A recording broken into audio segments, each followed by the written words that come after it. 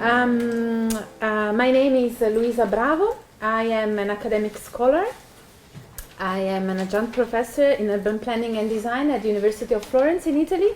But I'm here today as president of City Space Architecture, a non-profit organization based in Bologna, Italy, that I founded in 2013 and that I'm currently directing as president.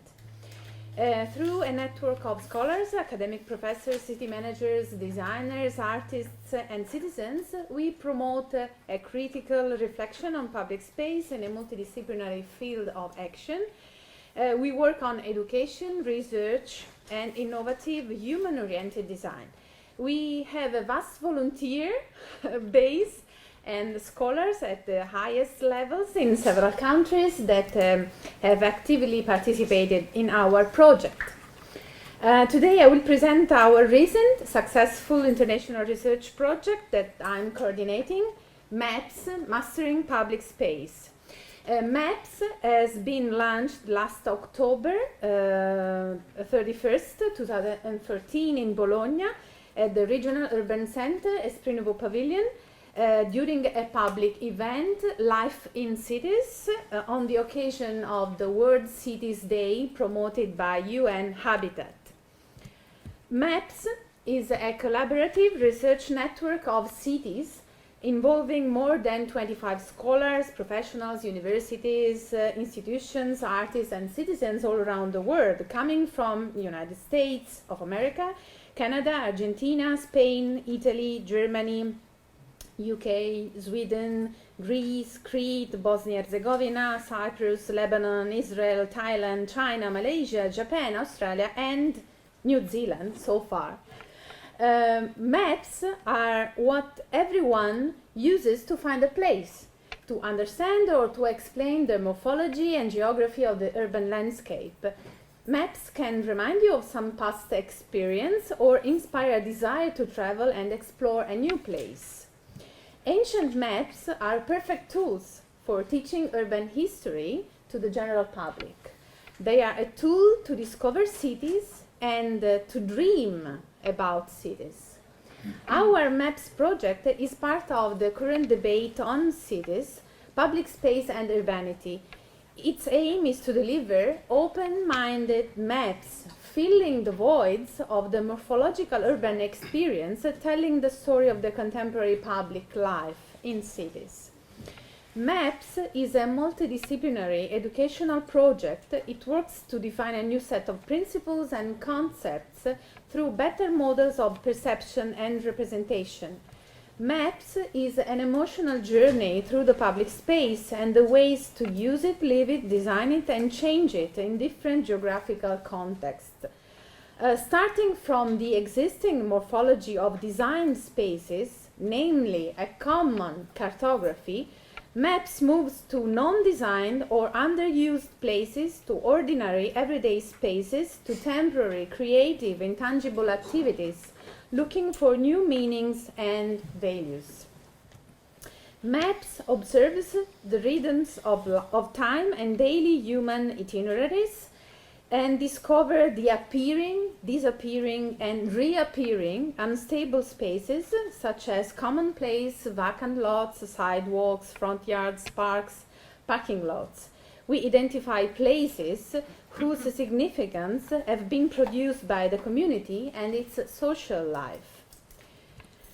MAPS works on a coexistence between urban design and social practices of everyday life.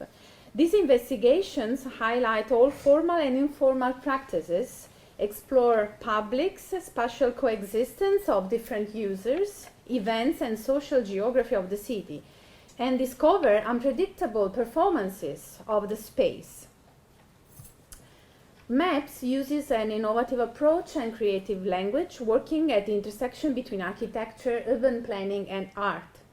We refer to a new tool that we call an everyday cartography, a dynamic kind of map able to fill the voids, measuring the intangible, temporary, creative performances of the space, and to unveil real, ever-changing public life in cities. MAPS documents what is now largely undocumented. We learn from people's paths and connections between entertainments, leisure, working and residential places, and their practices of sharing, appropriation and participation mixed up with private aspects. The common ground of MAP's approach is to work with people in mind. We move from the sense to the sensibility of our contemporary cities, rethinking the notion of public and the morphological concept of space, looking at relations between private interests and human mixed-use connections in the public real, in order to capture the essence of places. Maps is a unique story made of many voices. Last May, City Space Architecture promoted 2 events in Rome with MAP's affiliated members, a workshop at the Biennial of Public Space, an event promoted by the Italian Institute for Urban Planners in collaboration with the National Council of Architects that took place at University of Roma Tre, and a symposium with an exhibition at MAXI, the National Museum of the 21st Century Arts in Rome. We were able to find unexpected similarities in different contexts, to discuss complex topics through comparison, and to share experiences and practices. We currently have thematic sections on the Mediterranean city, territories of conflict, community engagement, smart technologies, human-centered design, and measuring the unseen or the non-measurable values of places. Redefining the role of academics, teaching and research, we are a group of scholars interested to work on a common research platform, sharing ideas, approaches and actions. Our network is open to anyone who is interested to join. Thank you. Thank you.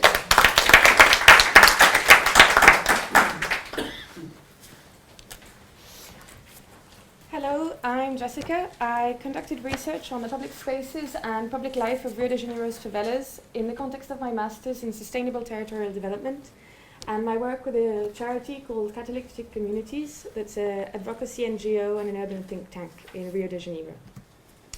Favelas are the Brazilian name for the informal settlements that occur there. They are the birthplace for things we commonly associate with Brazil, like samba and football players, for example. My fieldwork focused on 3 favelas: Providencia, which is the oldest favela in Rio de Janeiro, Rocinha, that's the densest informal settlement in the Americas, and Santa Marta, which is the most touristic favela in Rio de Janeiro.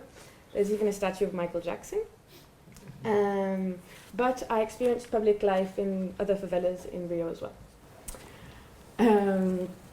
So favelas are constantly being built and rebuilt by the people who inhabit them, and in the same way, public spaces are traditionally managed and designed by the community that uses them through a process called mutirão, which is a great word, which means group work with benefits for all. This form of urbanism, focused on people, and the density of favelas make them very conducive to walking, cycling, and where it exists, public transportation.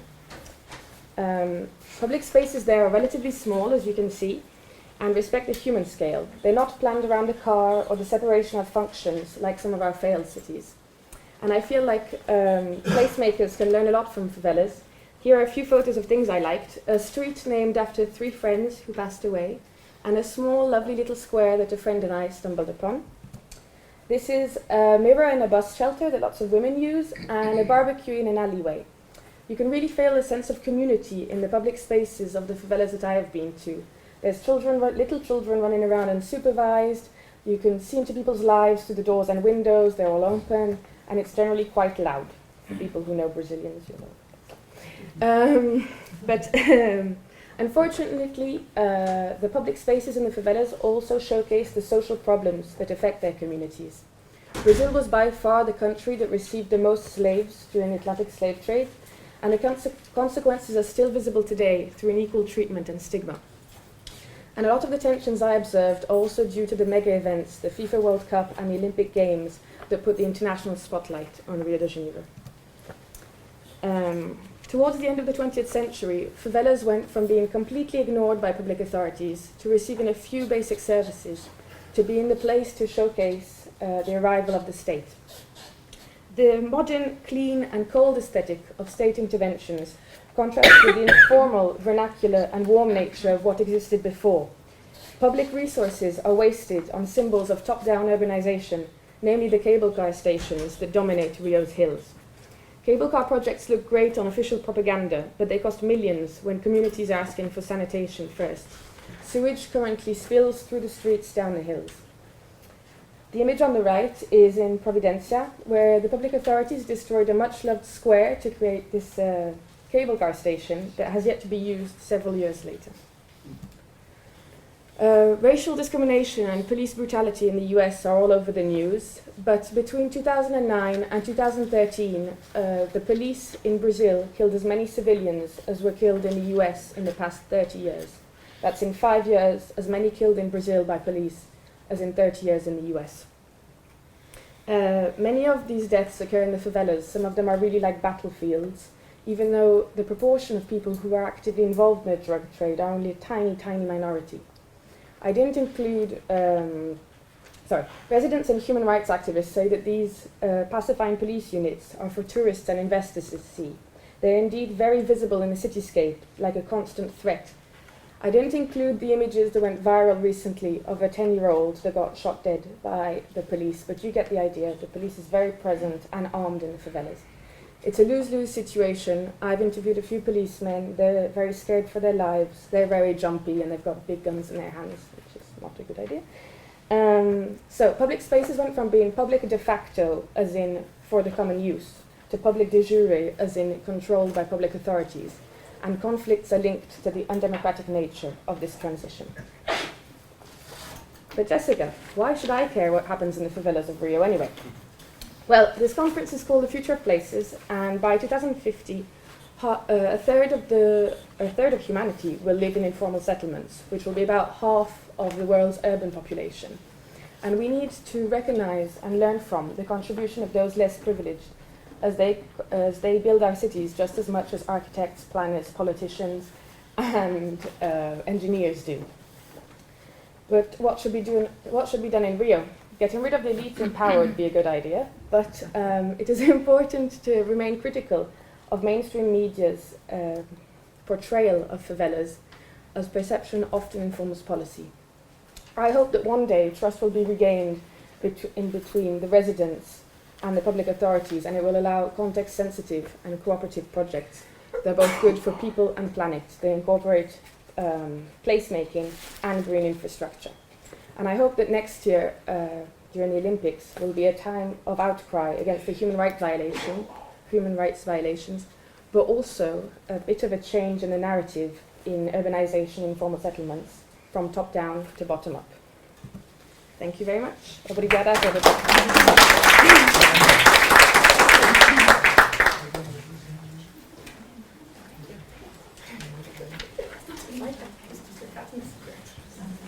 Hello. Thank you for this opportunity. I'm here to talk to you about planning for streets and places in the Islamic megacities. My name is Jana. I work as a graduate transport planner for WYG. We are a multidisciplinary consultancy based in the UK and working in Europe, Asia, and Africa. We were recently asked to do a research project, which we don't usually do, and we were asked to look at common transport problems and challenges and best practice examples from other megacities to implement in the Islamic megacities. We were asked to write a set of guidelines and analyze the problems, give suggestions for key actions, and focus on the social impact of transport and how it can provide equal opportunities and accessibility for all. So that's guidelines from the top down. According to the UN, a megacity is a city of above 10 million people, and for transport this can be a bit lower because you have people not living in the city but commuting to the city. The Islamic megacities are 7. If we divide them into 3 regions, it's Lagos in Africa, Cairo in the Arab world, Istanbul, Tehran, Karachi, Dhaka, and Jakarta in Asia. So, because of the fact that there are so many differences between those cities, we were asked to do 3 case studies. So we went to Cairo, Jakarta, and Dakar in Africa because no one would take the responsibility for us to go to Lagos for safety reasons, unfortunately. So, for us transport planners, what is closer to placemaking is streets, the small-scale transport planning. And for this project, for these cities, the challenges were culture, politics, and policies. There are different standards for accessibility for men, women, and families in these cities, and also there are very strong social links between the modes people use and their social status. Walking is often associated with poverty, and buying and owning a car is a rite of passage. Politics, we've seen social instability lately, the Arab Spring protests, and there are some limitations in the expression of in the public space. And policies, this happens in all developing environments, unfortunately. Big projects tend to focus on economic growth. They say that these are the drivers of economic growth, so there's a lack of attention to the human dimension.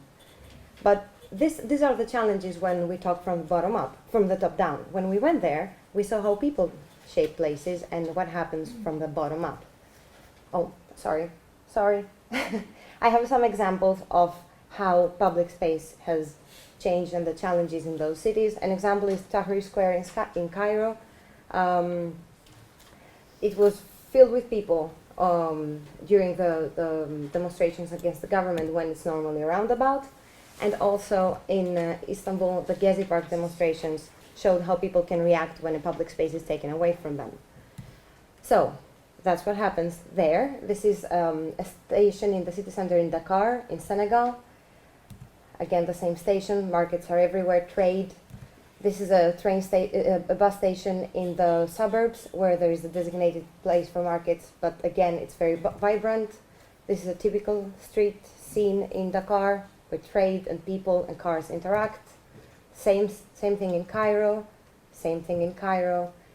Animals are also everywhere. This one is in Cairo and this one is in Dakar. And this is a street in the suburbs of Dakar.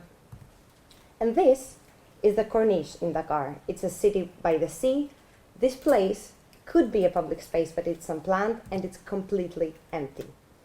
People do find the opportunities to interact, but not in places we would think that they would do it.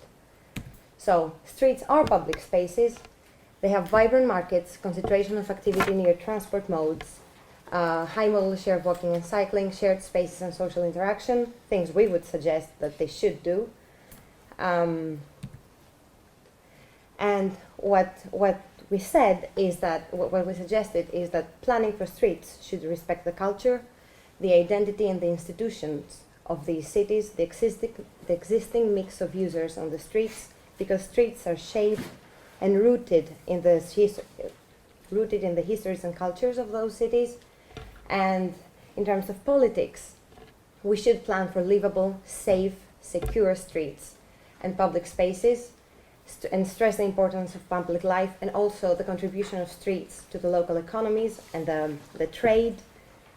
Streets are important in maintaining the balance between local values and global values of consumption and mobility, and this is where participation is very important. That's what we try to advise the local authorities. And in terms of policies, we should plan for all users and modes and show that even small interventions can have massive social benefits, like planning for pavements and planning for pedestrians as well.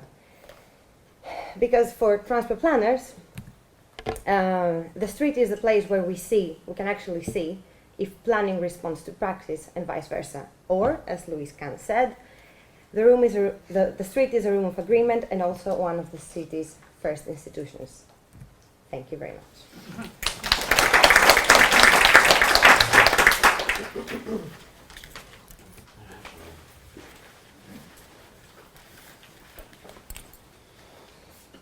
Okay, hi, my name is Florian. I'm here with a few hats. One of the hats I'm wearing at this conference is being a director of Smarter Than Car.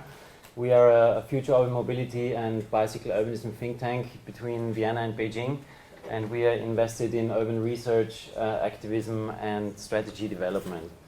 what I'm talking to you today, if this works, sorry, where's the second slide, are actually situations like this. This is a situation sent to me in the year 2010, and we are like, so what is happening here? There's somebody taking a bicycle, a pedal-powered vehicle, taking it out into the streets and creating a space with it. This is a temporary hairdresser salon in Beijing, and we got interested in all these uses and didn't get commissioned to study that, but started to study what is actually happening there, how things are, how these pedal-powered activities are affecting public space and how we can learn from it to use them in planning. So we coined this term pedal-powered vehicles, and today it's about fine-grained economic and cultural activities. So what we see is that over the cityscape, here is an example from Beijing. There's a multitude of activities. We started to map them. This is central Beijing, inside of the second ring road. Another map what we drew, this was from 2011. We see different activities, and we started to cluster them, and we saw different activities, and today I want to talk to you about two of them. It's pop-up retail and pop-up craft and service. So we wrote academic papers about it. This pedal-based livelihood is where a pedal-powered vehicle is actually sustaining and helping a person's everyday life by providing identity, economic opportunity, and functional utility. So here is some examples of pop-up retail. Here are some examples of pop-up craft and services, and I have to warn you there will be a lot of slides, so I will rush through them because I decided to really make a speed presentation. So why do we think that we can use these bicycle or pedal-powered livelihoods for placemaking? We will see that they densify public space, they allow for an efficient use of public space, they are creating what we call fluid urban activity zones. They are a very democratic way of placemaking, and they provide social infrastructure, to name a few of those traits. So here is what is one of their traits, is that they respond to demand. This is a knife sharpener in Beijing, going out in the hutongs and searching for clients locally. This is a temporary market in the same neighborhood in Dongcheng district, fruit sellers. This is in the CBD in Beijing, responding to demand in the morning, fruit sellers. They also dock to infrastructure, so they are adding up to an existing long-term permanent infrastructure, but only temporarily. And one important thing, what I forgot to mention with the first image, is that we are not romantic about these situations. We are very aware that most of these activities are actually coming out of a precarious situation, are carried out by maybe migrant population in China, for example. But still, there is a certain traits what we can learn and extract from these things. So they dock to existing infrastructure. Here we see how they can densify public space. Here is a shopping mall, a shopping street in Beijing. And they're also very efficient, so every last bit of public space is used with these activities. So they create fluid activity zones by putting temporary attractions in public space. Here's a corn roaster on a bicycle in Beijing, popcorn bicycle selling stuff in the neighborhood, and sometimes they even privately used street furniture in public space. So mahjong game on a three-wheeled vehicle. And there are also social infrastructure, points of meeting where people interact. This is a bicycle repair station in Beijing. So they cluster here on an intersection in Beijing, and this clustering leads to fluid activity zones. This is a temporary market in the north of Beijing, located at the end of a subway stop.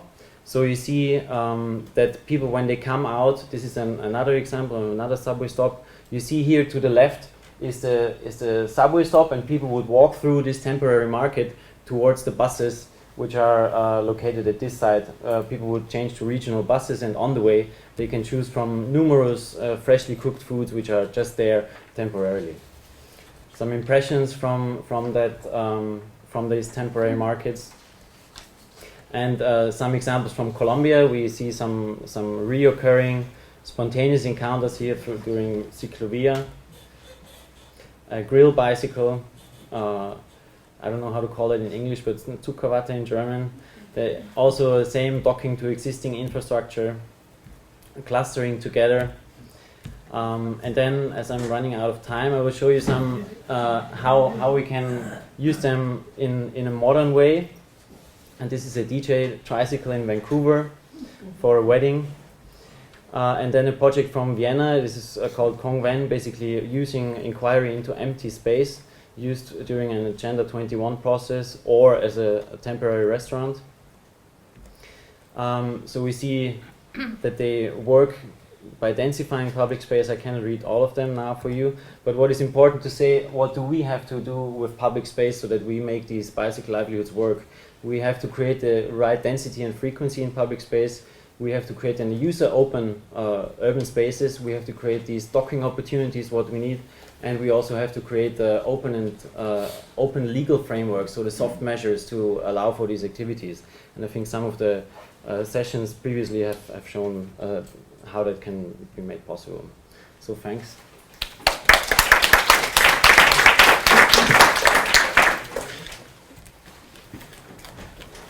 Great.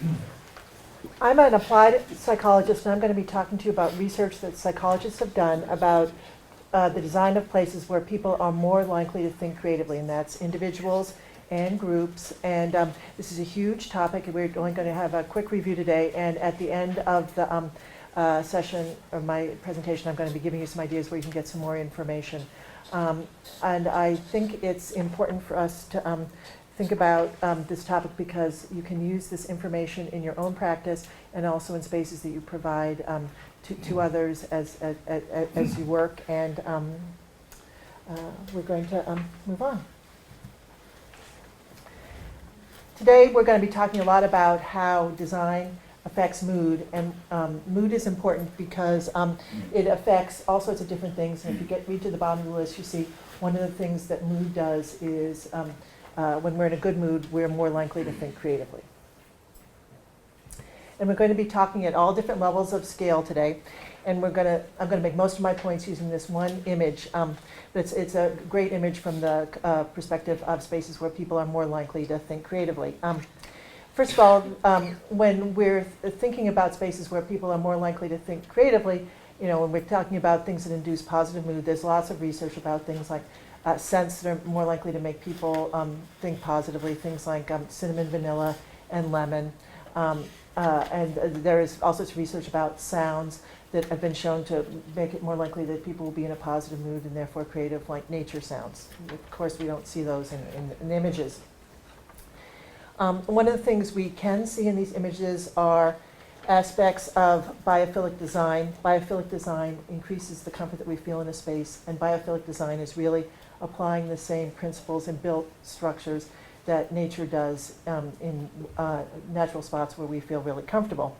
So, for example, in biophilically designed places, we have secure views out over our environment. That's called prospect and refuge. There are things like moving air.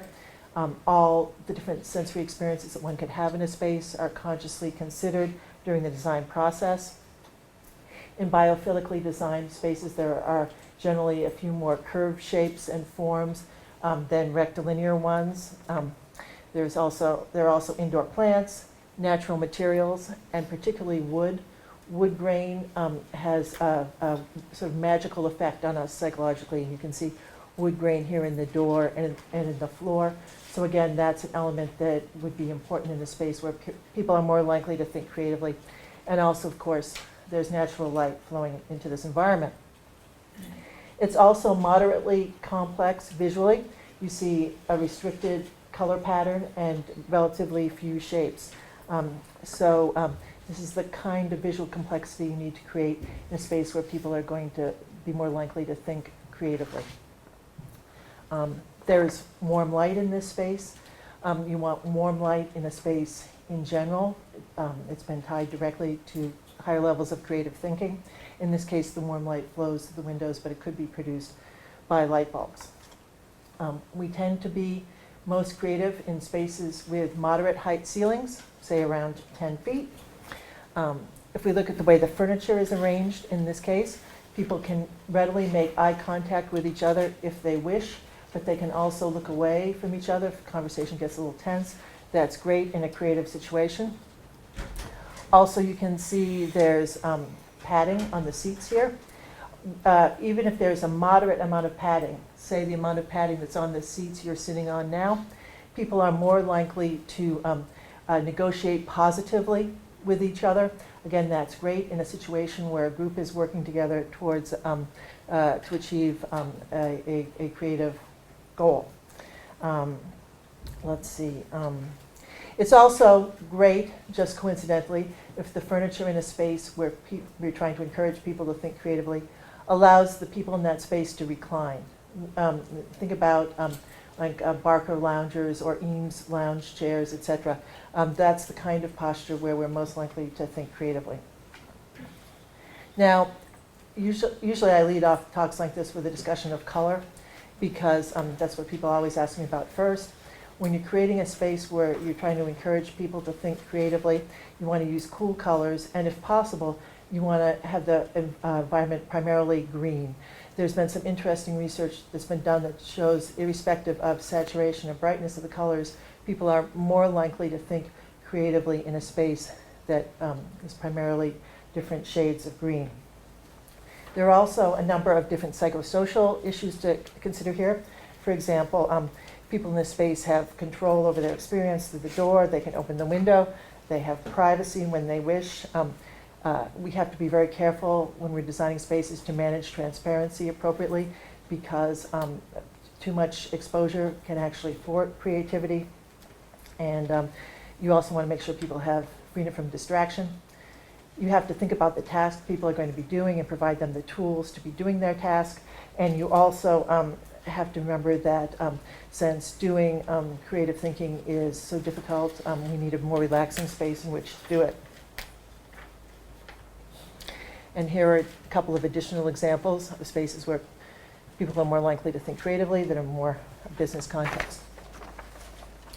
We can also think at a slightly higher scale. I talked about windows before that let in natural light. It's great if the windows have views of nature, and particularly water. Those are mentally restorative to us, so they help people restock their cognitive processing powers that are depleted by the process of thinking creatively. Certain types of city views can help with restoration, but they're very hard to identify. And I'd be happy to talk to anybody about that individually later. When people walk at their own pace, they're more likely to think creatively, so you want to build spaces for people to walk into buildings and also cities in general. Commuting affects mood as well.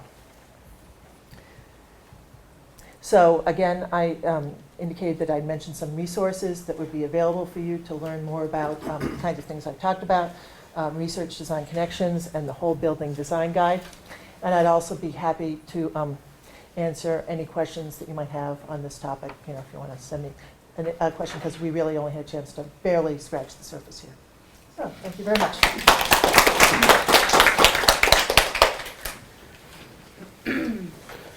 Okay, hello to everybody. My name is Hernan Casaquin. I'm from School of Architecture, Ariel University, and I will present successful placemaking, focusing on high streets and place identity. I would say that my background is about architecture and also environmental psychology. I don't believe that architects care so much about people. I think that they like very much their buildings, but I think that this lecture is, in a way, tries to make more conscious architects. So I will focus on place identity. Place identity is about the emotional bonds that people establish with a place, and it plays an important role in the way it is perceived and interpreted. Place identity is an effective link developed with place that has received large attention from urban planners, but mainly from environmental psychologists. the importance of identity stems from being part of the very essence of place. Place identity is a major component of the identity of the self, manifested through own ideas, beliefs, preferences, objectives that are relevant to a place, as well as through the way that places are understood and perceived. The interest that the notion of place identity has captured in the urban planning community comes as a reaction to the recent processes of globalization, integration, and homogenization, which seriously threaten the identity of our public places. As studies on place identity continues to increase, designers and urban planners began to explore more specific predictors that are responsible for making public places, such as high streets, with a strong local identity. We know that high streets are regarded as very important places for sustaining a variety of activities in the city and are meaningful in consolidating the identity and cultural diversity of people. The image of great cities is generally identified with their high streets. High streets represent the perception that people have about a city in terms of its character and identity. And despite their importance, what are the ingredients of high streets contributing to a successful placemaking with a strong local identity, and how these are perceived by people has not been sufficiently explored in my viewpoint. So, in order to deal with the important issue of identity and to illustrate it through a case study, a goal was to analyze different aspects considered to be of cardinal importance for enhancing the local identity of the Arab Mamilla area, which is located in Jerusalem, and was used in this case, in this lecture, as a case study. So I would say that towards the end of the 19th century, this part of the city became a fashionable commercial area where both Arab and Jewish businessmen operated high-end shops. However, after 1948, the district became a no-man's land for a long period. And in 1970, the Jerusalem municipality decided to renovate this deteriorated quarter, but it was only in 2008 when the project was finished. So the first analysis of the case study focuses on the accessibility and urban linkages of the project. The Mamilla area is a strategically located pedestrian shopping street connecting the old city of Jerusalem with the new city center. It is an open place integrated into its surroundings where all diverse sectors of the population meet and feel at home at the same time. With an eye set on historical, archaeological, and strategic relevance of the area, another goal was to establish a true dialogue between the project and the existing context in order to make a spiritual, charming, and attractive place, but also to confer the place with a clear, legible, and singular image that could be remembered by both visitors and residents of Jerusalem. Also, the large variety of functions and activities carried out during the whole day and night makes Mamilla Street a very active and vital place in the city. The special atmosphere of this site converts it into an attraction for celebrations and special events that takes place all through the year. So I don't have time to analyze every picture, but it was just to give you an idea about what's going on here. So to conclude, what is the key message of what I'm trying to transmit in this brief lecture? I would say that in the area of globalization, understanding how the dimensions of the urban environment affect place identity and the way that people perceive and experience place is critical for successful place making. Preliminary findings show that the historical significance of the Mamilla shopping area, the strong character and legibility of the high street, and its urban continuity and dialogue established with this sensible context contributed to enhance the meaning and local identity of the project and to a successful placemaking. And just to finish, urban designers and policymakers will do well to take into account these remarks in order to guarantee the existence of great places like this. So thank you very much for your attention.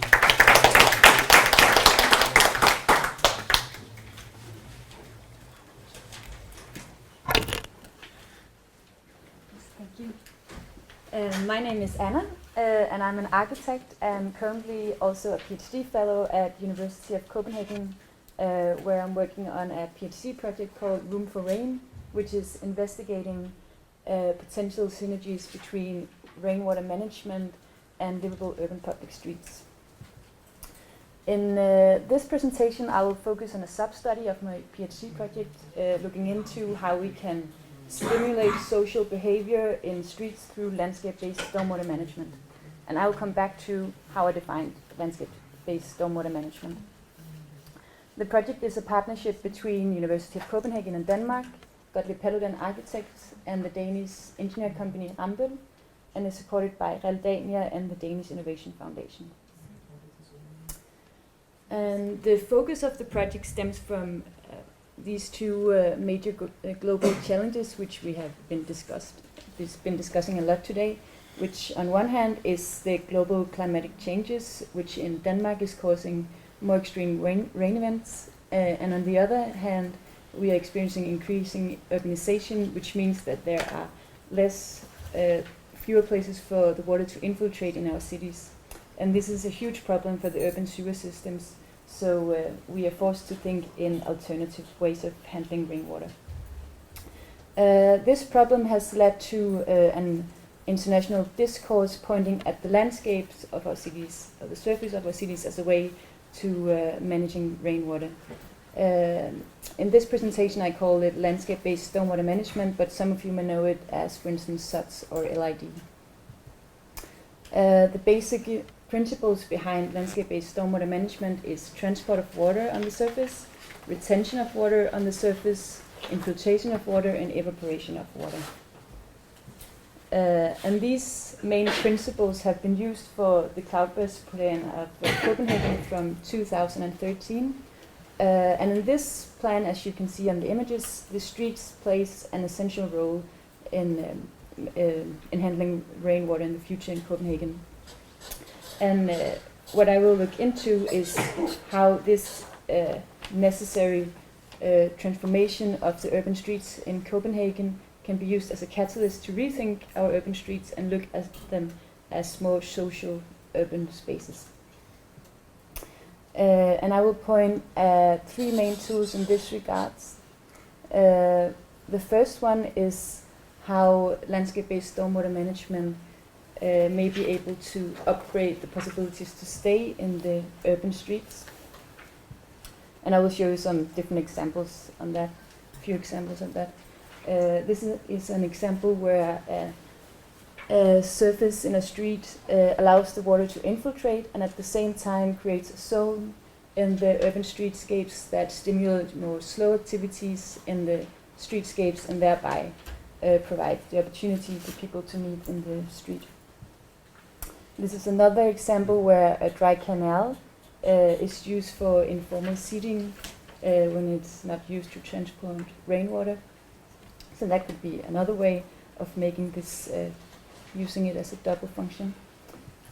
Regarding porous borders, I'm looking into the porous borders between public and private space in the streetscapes. A permeable surface like this one creates a softer border between the private and public space, and thereby also more informal meetings in the streetscape. This is another example on the same thing in Copenhagen. And regarding ownership and maintenance of these solutions, there are not yet that many realized examples in streetscapes. We know it from parks and plazas, but there are some potentials in these green landscape-based stormwater solutions, where a solution like this could potentially be maintained by locals. There are also some potential synergies between urban farming and rainwater management in streets without cars, of course. And if you're interested in knowing more about the project, don't hesitate to contact me on this email address.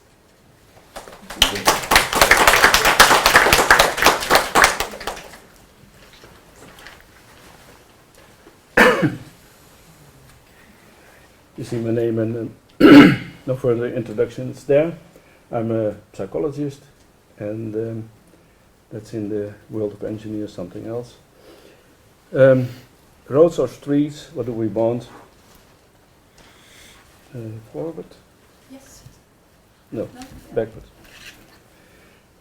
This is the only one with a lot of text, and I won't bother you, but I collected some one-liners to explain what we are doing and what are our motives. And this one I don't bother also. This is our more scientific background to start research. And this is more humoristic. And I like this one. And this is more serious. You see, enforcement is not very actual there. This is almost the only definition I would like to give of shared space. And here we see the anonymous idea of how we have traffic while we travel. Shared space is in Sweden even already for some years working, the before situation and the after situation. Signs are gone, traffic lights are gone, and everything works not far from Stockholm, and it works already for 10 years and still it's okay, and it's the one that's really good researched. We work with, let's say, rewarding desired behavior. That's the main thing, not to punish, not to give fines or things like that, but give people the idea that what they are doing is rewarding, and not like this. That's from the 60s and 70s in the UK. This one is the situation in a city in my country, in the Netherlands, and it's completely redesigned. This is nice to see how tarmac was widening the road, and then it splits communities. Parents warn their kids not to go to the other side, stay on this side. So the village is separated in two parts. Something back to the future, I would say. Piccadilly Circus, and that's years later, many years later. And you see how traffic is becoming the main issue in a city. Like this. Now it's a traffic world and not a people's world anymore. We've lost the human scale. And this is also the system we are dealing with. But you can make it also like this. I saw an example here, not far from here, in Sweden as well. This is also understandable. This is even not understandable. But what is the meaning of traffic signs? It's not regulating traffic its regulating responsibility after an accident. This morning we saw from Mr. Fleischer that on the rooftops was the only public space. And I think this is Lagos, yes? And we think that when it's so dense, we need to share the space in cities. We heard already about the retail effects of shared spaces. This is the city, and this is the same city, on the same place, almost. And also working for 15 years. And the same effects on retail, on benefits, etc. Yes. And the public space should be owned by the people. That's our main point, certainly here, to give people their space back, their room back. And that's what happened here. This is a non-place with serious accidents. And in a long process with the people, the design came out not on a roundabout like all traffic engineers would say, but on a square. And the square got even a name from the people, so it gives the identity back for them. They can identify with their square. Another one, I will hurry now, very new. You see the difference, regulated with traffic signs, zebras, etc. And here now the traffic is flowing very well, and people like it. Another one, Back to the Future. You see the square in front of the railway station. This is the railway station. Here, more and more traffic. From above, the same place. And this is the future in 2 years' time, then it's realized. Yes, sorry. The picture speaks for itself. 7 dials. And that's what I want to say. Thank you.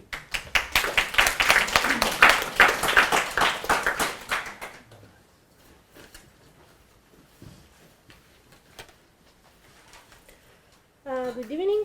I'm Daniela Petrillo, PhD candidate at Politecnico di Milano at Doctoral School of Design. I work for the Design for Hospitable City Research Unit, and we work within the Urban Interior Design framework. My PhD research, as you can imagine, considering the title of this presentation, is going to explore the perceived fear and safety in urban environment, but from an urban interior design perspective. It starts exploring the existing design resources to face the problematic issues. What it does mean? It means to use a mixed method strategies, from case studies to best practices, mixing it with a more engaging research action, and using a socially responsive design approach, and then, in the end, to use one of the most powerful tools as scenario design based. Then it's useful to mix all of these methods considering the humanities, because the design competencies needs to meet environmental psychology, sociology, and crime science if we have to work in this field. Then policies and law, in considering in the European and the Italian context, and the scenario design based within policy, orienting process, and social innovation that I'm going to explain. I love to switch from the introductory background to the project with this statement, because as De Carlo, an Italian architect, says, we learned from the past that beauty and ugliness in urban environment are able to influence and affect people's energies and activities. So, we can read the city as a system of objects. In some cases, they are unpleasant because they negatively affect our relationship with the environment and with the others. And so they make the city a hostile place. But we are lucky because at the same time, the design disciplines intervenes to achieve the opposite goal, to make a city a more hospitable place, as now we are trying to discuss here, through a system that are really similar to the previous one, as you can see, same object, but considering in another point of view. And they are designed to be a system of pleasant objects that they can improve the capability of a city to be open, accessible, and sustainable. Then I've tried to scale and prototype all of the elements that I introduce you in a real context in order to support specific urban regeneration and renewal program in Milan. I started from 2 council neighborhoods. Both of them are characterized by difficult living conditions, so lacking the housing offer, building decay, lacking in ethnical integrations.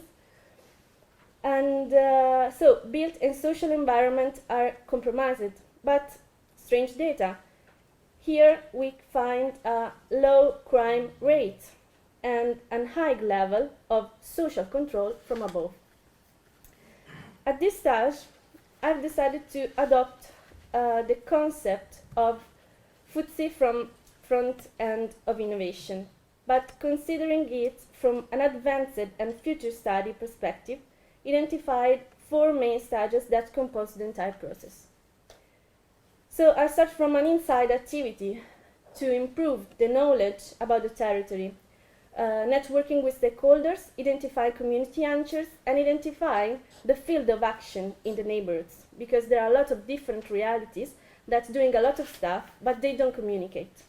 Then I try to create a network between them, creating collaborative activities in order to enhance their capabilities, their vision, and engagement. Then we're framing the problem, so we're creating a participatory problem setting, clustering, discussing, and proposing. And then, with my intervention, we are trying to moving to envisioning people. So here it's more clear, because we started from an insight, trying to clustering what's happened in the social condition in the neighborhood. Then we done activities together, starting from the image. We're trying to clusterize again all of the elements that we identified as a weak or strong point in the neighborhood. And now, this is one example. So we identified this bus stop in Gratosoglio. This is one of the weakest points, and we try to apply some design projects or their concept in some cases in order to mix people needs with a lighter, quicker, and cheaper solution we previously found together. And this is one of the solutions. So in the end, beauty has become a democratic daily experience, now more than ever, considering the temporary and adaptive transformation, in order to remain in people's memory, enhancing their awareness about future ways of people living. Thank you.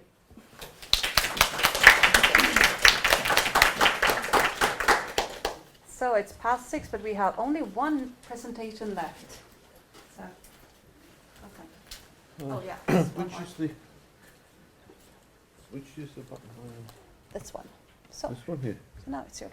Hi, my name's Peter Stonham. I'm here with my colleague Juliana O'Rourke from the Resource in Urban Development Information from the UK. These previous presentations are wonderful, and most of them look at detail. I'm looking at big picture. Within Rudy, we've reflected over the last 20 years on what is it that drives the places we have and changes them. And I'd like to share some thoughts with you about the way in which decisions are made and whose power systems and value systems are used. I think that you've heard so much today and this morning and tomorrow about what we think we need to do, and I don't think that's the issue anymore. It is how we achieve it. And I think if we don't acknowledge the context in which these things are happening, we'll be frustrated by having good intentions, but an inability to actually achieve things on the ground. We need to understand there's not just one agenda. There are competing agendas in cities for what happens to spaces and sites. There are different people playing that game and applying different value systems to those we've heard today. I like this analogy for what we're dealing with. That's a famous board game which was produced in the 1920s and 30s when real estate was being traded in America. Comes out of America, but it's been applied around the world. And I think we are actually working in a monopoly game context when we come to places and public spaces.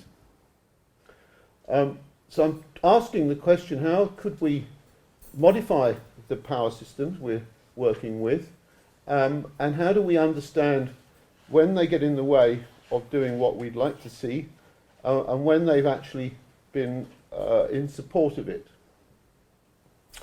So I think we need to look at the way decisions are reached. We heard this morning from Eva a story about the kisses in Amsterdam, and that's a great example of how good intentions are frustrated, and good ideas never see the light of day. And we'd like to think that we could use our skills to improve places and add to the quality of the public realm.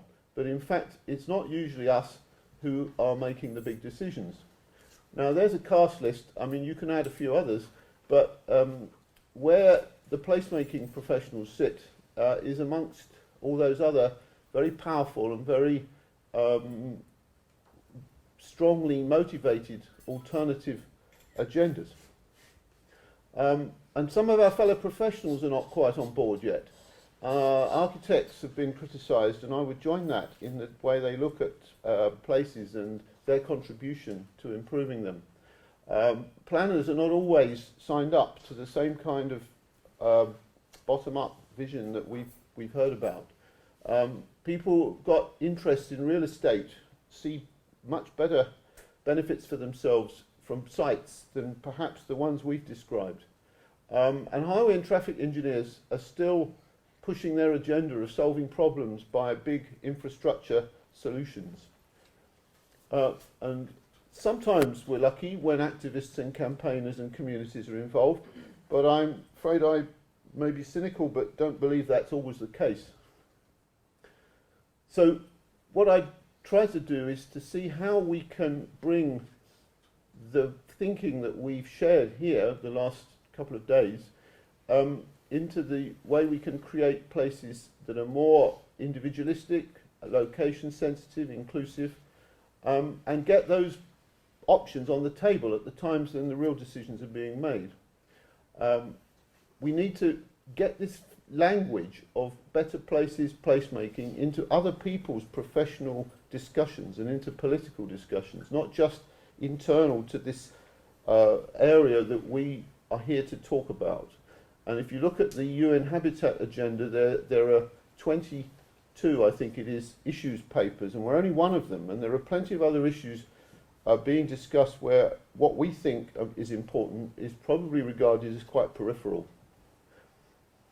There is some developing academic insight into this subject I call the power matrix, and there are a few examples there of where discussion is revolving around power, ownership, involvement of radical citizen action to become part of this discussion at the right point and achieve outcomes.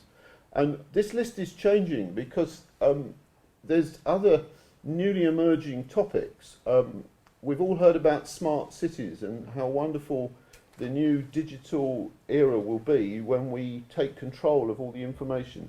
But I believe that sometimes that's a threat because the smart agenda is one that's driven by big interests and people wanting to manage how we live and the nature of the places we're in. There's a lot of pressure now to apply that data to manage and control as well as to liberate. I'll go faster now because I've got 1 minute left. We need to combine our issues with other people's issues, which are in democracy and transparency and equity. And we've got to become aware of the heavily contested value systems that now live in urban areas, because they are the most significant areas now for the economic welfare of the planet and for individuals who want to make money. Cities are the contested place. There is a battle to be won, as I say, for these values we have against other people's values. My message, we've got to choose values, we've got to think process, and we've got to check motives when we're looking at what is proposed. And I think we need to, as we heard just in the last hour, research the context, unlock the character, and find the heart and soul of places. Juliana and I are just launching a not-for-profit community of interest project called Places with Heart, which is dedicated to identifying the local, the individualistic, and the inclusive elements of city life, and how they can be applied, and what was needed to get those into success. If you'd like to hear more, you can visit our website or talk to Juliana and myself, and we are very, very keen to showcase all those examples where genuine, bottom-up, community-driven, shared value solutions have been applied rather than top-down, big government or big development approaches. Thank you.